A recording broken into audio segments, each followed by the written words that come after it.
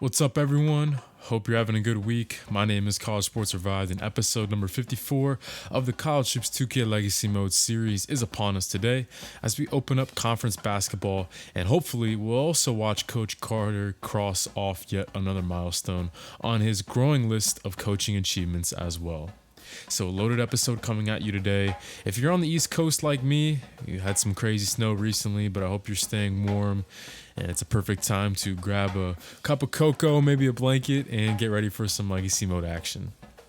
The Rams have to be feeling pretty good about themselves heading into A10 play here in Season 5. Coach Carter pieced together a challenging non-conference slate this season, and the Rams more often than not rose up to that competition. And perhaps no episode was a better example of that than last time out, where Fordham battled two top 16 teams, both on the road I might add, and we were one defensive stop away from taking both games. 10th ranked Providence, and the top scorer in the nation, sunk the go-ahead three-point shot with less than 6 seconds left, which, by the way, took a bounce off the rim that I've only ever seen in my dreams. We had a double-double from Hicks and nice games from Damian and Jr., but then the Rams enjoyed a quick vacation, beating the dog days of winter out near LA for a couple days in Malibu. That's less than an hour from Los Angeles, but they didn't let that distract them from the task at hand, defeating 16th ranked Pepperdine after a unique lineup of Dustin Black, Pat Park, Nick Jallo, Bennett Pincala, and Junior Battle helped the Rams finish the game on a 14-2 run. We'll see if this is a group that Coach Carter experiments with more in the future. Fordham thankfully receives a bit of a softball to open up league play today as they travel to St. Bonaventure, who projects to be one of the weakest teams in the conference this season. And what timing for Coach Carter on a personal level as well to have a bit of an easier game as he vies for the chance to add 200 wins to his resume. That's right, guys, win number 200 is in our sights, and hopefully the Bonnies make it easiest for us today. Not only is this a big game for the legendary coach, but it's big for the game as well. As you can see, as we look at our A10 schedule, things heat up pretty quickly for the Rams, so it's vital to win the games that we should win. Very soon, we're going to be seeing the likes of George Washington, Charlotte, St. Louis, and Temple twice, so let's not fall victim to a trap game. The Bonnies are actually last at this point in the season in most offensive categories within the A10, including points per game, 3-point percentage, and assists per game. And you can tell by looking at their scoring outputs. If you take away their most recent win against a one-win Austin Peay team, they've been without a 60-point performance for a month and a half now. Their only double-digit scorer is a 7'3" senior, a Senegalese big man by the name of Rod Nachukwu, who actually comes off the bench for this team. So this should be an easy win. Their only player over 36% from three is Paul Engstrom, a 6'9" stretch four. So let's just not play down, and we should be able to score win number 200 for Coach Carter on a Legacy Mode journey.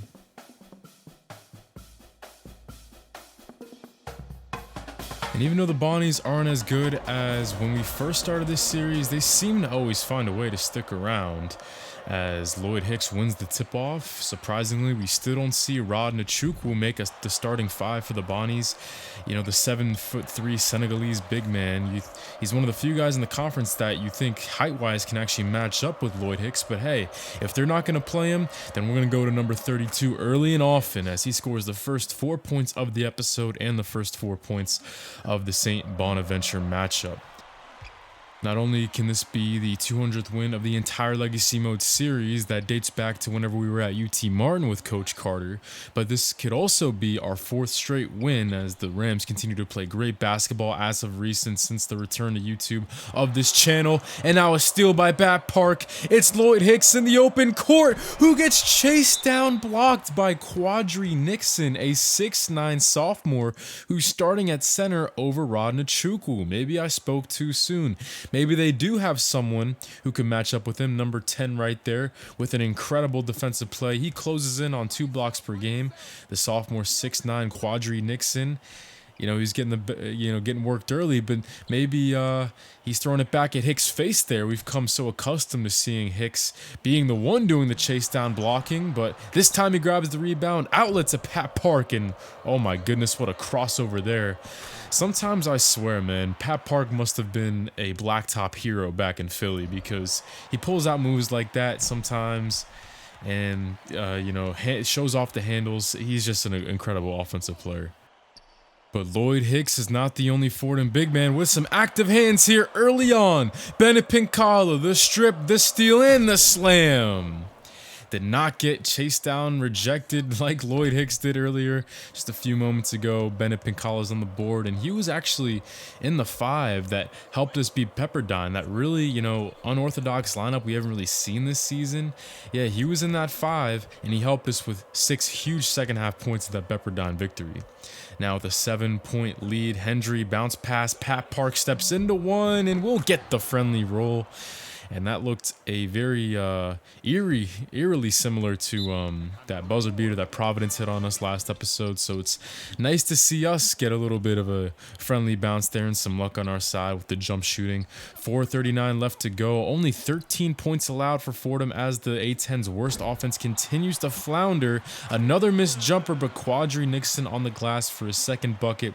They're going to need a big game out of him as we break the press inside. Lloyd Hicks bodies him up on the other end though, just no answer for him, and we've barely seen the 7'3" Senegalese big man Rod Nachukwu.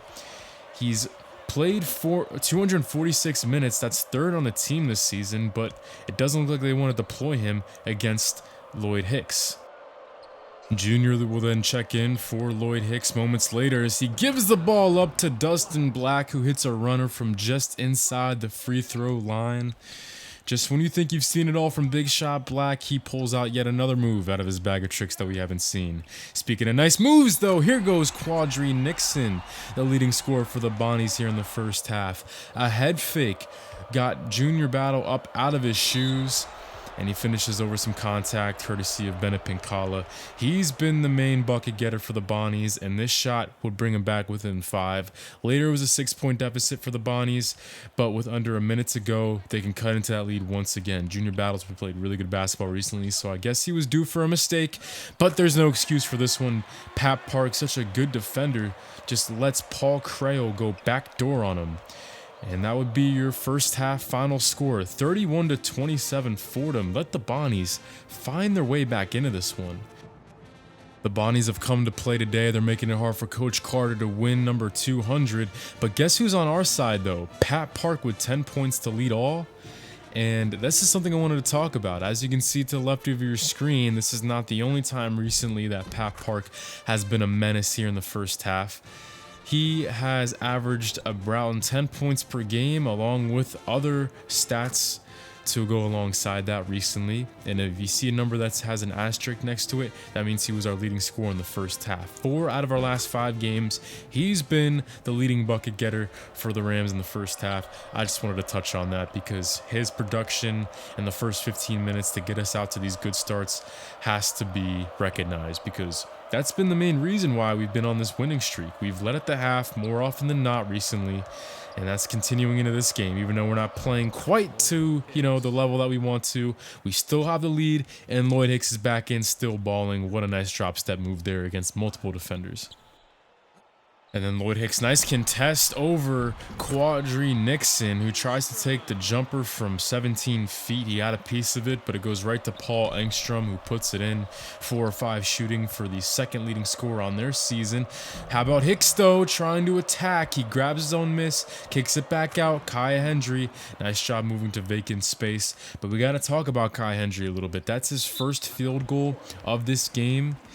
And the struggles kind of continue for Kai Hendry a little bit in these last couple games. Against Providence in the loss, he had 9 points, but only 2 for 10 shooting.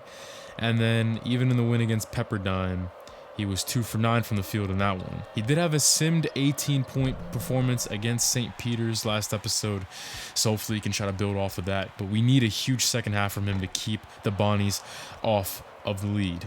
Pincala checks out for rebound number 3, and nobody wants to pick up Damian Carter, so he drives, kicks, Hendry wide open. Needed that one to get him back going in the right direction. Damian Carter, he's 3rd in the conference so far this season in assists per game. Tony Blythe leads that category with 5.7 assists. He plays point guard for the Dayton Flyers. Damian not too far behind him at 4.9. Junior Battle gets revenge. Earlier, Quadri Nixon threw up the head fake and went all the way for an and one. This time, Junior Battle stays aggressive on the offensive end, gets a bucket there, and then will earn free throws and right here as well. He misses 1 of 2, but I'm glad to see us getting back to the line because we shot 0 free throws in that first half. but we're getting to the line and we're making them here in this half. 6 minutes to go. Nixon, high post. Double comes. It's ripped by Damian Carter. The coach's kid looking for some assistance, and you'll find his adjacent point guard for assist number 3. How many teams you see throwing a lob point guard to point guard? All right, I see you, Fordham. These kids know how to play a little bit, don't they? And now we're back in control. The twilight of this ball game. And the 200th win of this Legacy Mode series is within reach for Coach Carter and his group. Hendry pump fake, baseline, hangs in, finishes. What a play there from Hendry. All 7 of his points have come in the second half.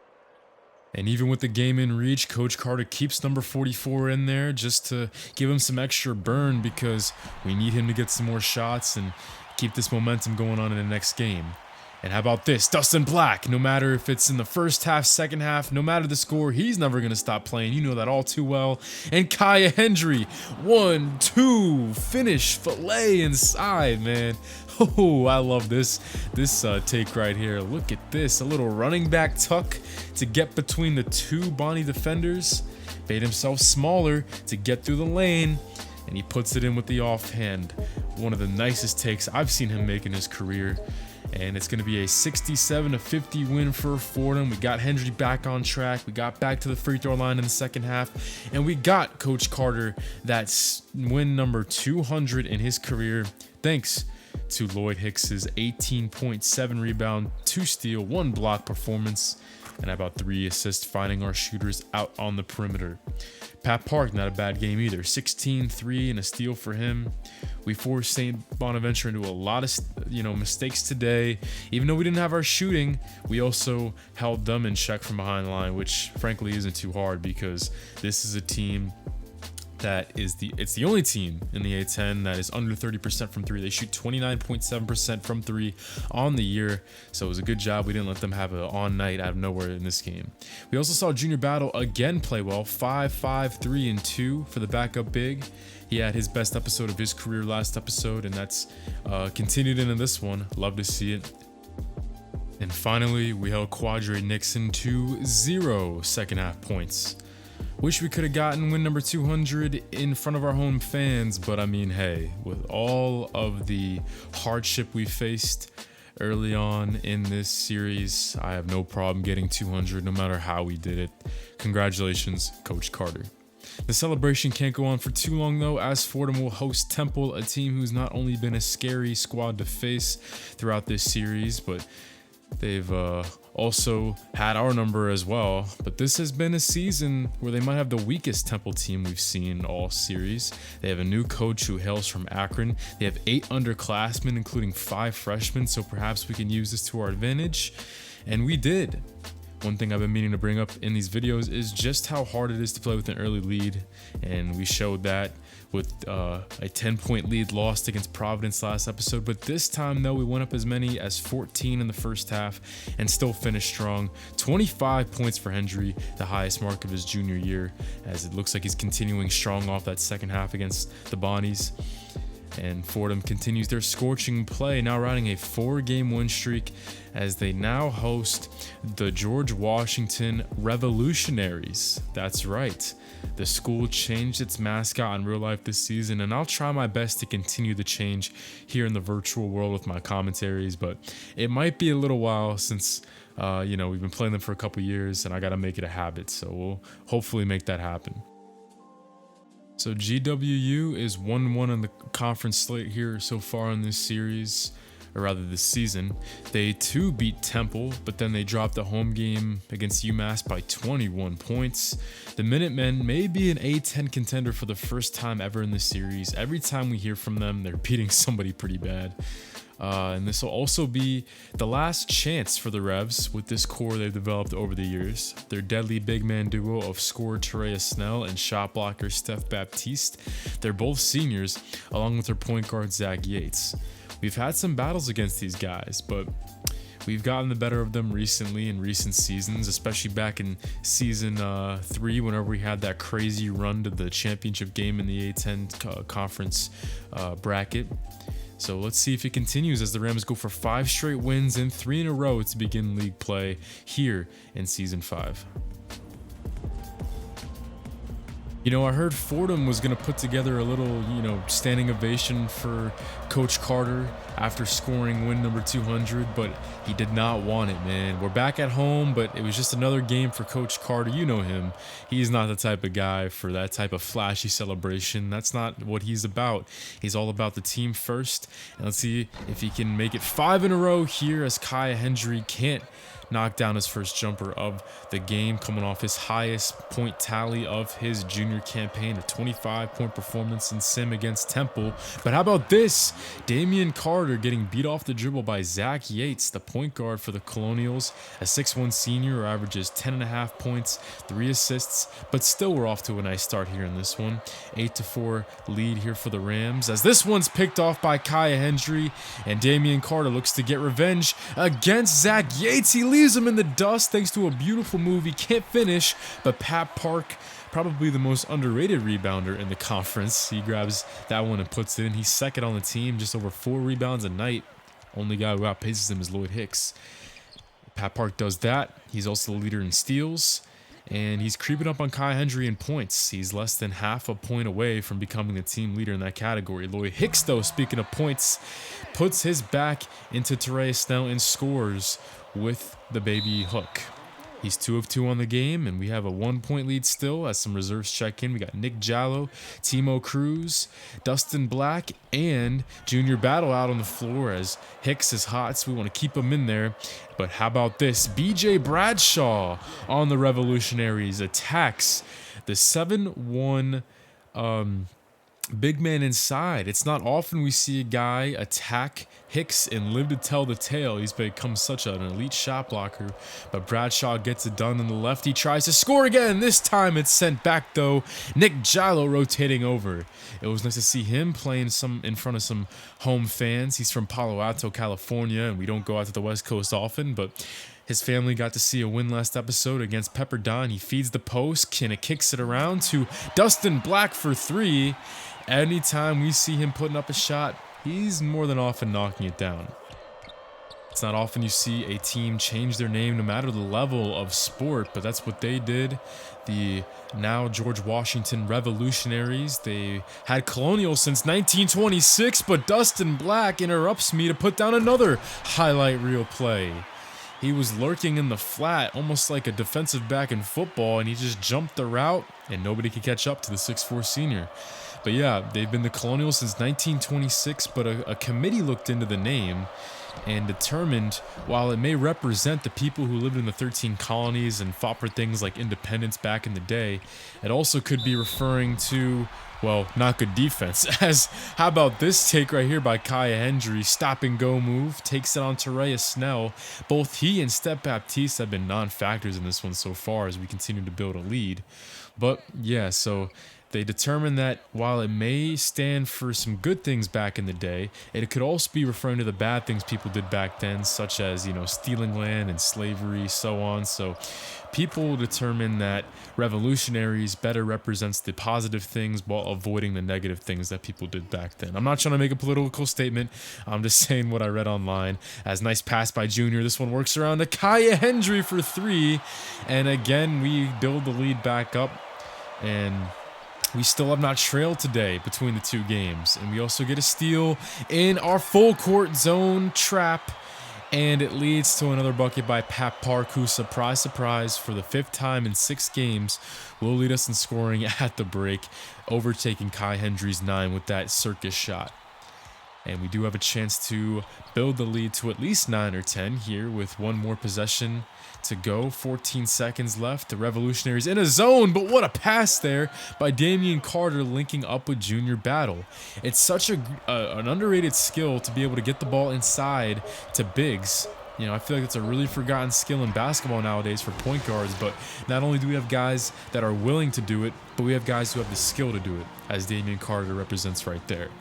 32-23, and Fordham continues to look dominant. Win number 5 is within our sights. We're shooting well from the field, rebounding well, and once again playing through our best offensive players. 19 combined for Pat Park and Kai Hendry. The Revolutionaries have a leading score of only 4. So the trend of Fordham starting to have GWU's number in this series, it looks like it's going to continue here in Season 5 as we take a 9-point lead into the second half. This is our first offensive possession. The Revs still in their 2-3 zone. Pat Park trying to isolate that man in the bottom part of the zone. He works his way back out. Nice handoff by Bennett Pinkala as Park squares up from 3 and knocks it in. Fordham is now 3 for 5 on the day from behind the line, and Pat Park not done on the defensive end. Pinkala inside, kick out to Damian Carter. How about another extra pass? Finally Kendry cools down a little bit as we fall back down to 500 from behind the line. Although I loved the way he played in the first half, he's got to stay aggressive. As he gives it off to Damian, we swing it inside. All that defensive pressure on Lloyd Hicks presents yet another lane to get it to Hendry. He misses again, but Lloyd Hicks is there to drop it in for 0.7 and 8. We've seen him struggle in the past against his own, but he's making his own offense today. And then Damian Carter with another steal. The Revs cannot handle this press and all the momentum on Fordham's side of things, as with the snap of a finger, this lead has increased to 16 as Fordham finds themselves on a 12-2 run to open up the second half. Terea Snell, who's been dead silent today, misses again. Hicks for his 9th rebound, and it's Pat Park to Kaya Hendry. The duo does it again. I think the biggest thing that's standing out to me in this 5-game stretch that we've been so red hot on is just the resiliency, whether it's player or team. It's just been there in dividends. We had a couple tough offensive games last episode. I talked about it. Maybe we were in an offensive rut, but we broke right out of it against Pepperdine, snapped right back to reality, how good this team is and how we can play. And Kai Hendry's doing the same thing on a personal level. But check this out. Even though we're up by 19 and all the momentum's going our way, we're still the hardest workers on the court. Damian Carter takes it away from Bradshaw, and then Pat Park goes headlong into the first row to save it off of BJ Bradshaw. Ball going the other way, and we can celebrate yet another possession for the Fordham Rams. This defense has been suffocating here in the second half, and it's really been segueing us into very easy offense here in the final 15 minutes. 57-38, just like that, Fordham has taken stronghold of this contest. And even guys like Chen Lee coming in, making a play there. And Nick Jallo, nice cut there. He finds yet another basket. He was getting a little bit quiet after his hot start after transferring from Oregon State. But it's nice to see him have a nice episode last time out and finding a bucket last game, and now again against George Washington. How about the block by Damian Carter? That's his second, count it, second of the game. Don't say that very often. Going high to low there, Junior to Chen Lee, double comes, and even an unlikely connection there. Chen Lee to Timo Cruz, that is not a pair of teammates that I say very often, connecting for a bucket, but that's what happens there. When a team is clicking on all cylinders like this, it makes the coach's job very easy. And Timo Cruz looking to facilitate again, this time to the mid-range specialist out on the break, Nick Jallo. Nothing but net there from 15 feet. Let's wrap this thing up, man. I'm starting to feel bad for the Revs. 70-52 will be your final. Another blowout win for Fordham as they improved to 3-0 overall in A10 play and secure their 5th win in a row. 3 players in double figures today, just so happen to be the 3 players that are in double figures for the season as well. Pat Park 16, Kai Hendry 15, Lloyd Hicks 12 and 13 on his day. But Damian Carter had a very full box score as well. So did Bennett Pinkala, so did Nick Jallo, so did pretty much everyone who stepped on the floor today. It was an awesome performance. And that 14-2 run to begin the second half, it was smooth sailing from then on out. BJ Bradshaw led them with 12, but their fierce big man duo inside, Step Baptiste and Terea Snell, only 17 points combined and only 1 block between the two. Really impressive job on both ends for Fordham in this one. Well, guys, it's going to wrap up episode number 54 today. It was a lot of fun as we secured Coach Carter's 200th win of the Legacy mode and grabbed wins 4 and 5 in a row. But things heat up really quick. We got St. Joe's. We got to go on the road against top 25 St. Louis. Temple, who's going to be looking for revenge, and then Charlotte not too far after, who may not have DeAndre Perry anymore, but they have plenty to fill his shoes. So keep an eye out for that one. We're one of only 5 teams still left in, the undefeated category of A10 teams. Looks like it's going to be a fierce battle for the top this season. A lot of parity in the top half of the A10. So we're going to have to be, on our toes. It's going to be a fight from here on out.